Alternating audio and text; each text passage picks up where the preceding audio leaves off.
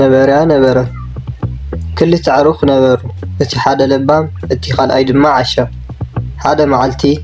ብጫ ማንጎ ዝመልአ ዓብይ ኦም ማንጎ ረኣዩ ኣፎም ድማ ማይ ከፍስስ ጀመረ እቲ ለባም ድማ ኣብታ ገረብ ደይበ ነቲ ማንጎ ክድርቤልካ እየ በለ እቲ ዓሻ ሰብኣይ ከዓ ብኹርዓት ጽቡቕ ሓሳብ ኣብዚ ደው ኢለ ክሕዞም እየ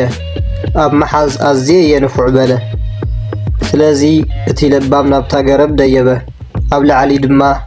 ድልው ዲኻ በለ እቲ ዓሻ ሰብኣይ ኣእዳው ኣግፊሑ ደው በለ ድልው ኮይነ እየ ተወሊደ በለ እቲ ለባም ሰብኣይ ንእሽተይ ማንጎ ደርበየ ነቲ ዓሻ ልክዕ ኣብ ርእሱ ወቕዖ ኣው ቀሰቢልካ ዘይድብርታ ካብኡ ዓበይቲ ማንጎ ደርቢ በሎ ካብኡ እቲ ለባም ሰብኣይ ረጊፅዎ ዝነበረ ጨንፈር ሃንደበት ተሰባበረ እቲ ለባም ሰብኣይ ትኽ ኢሉ ናብ መሬት ወደቐ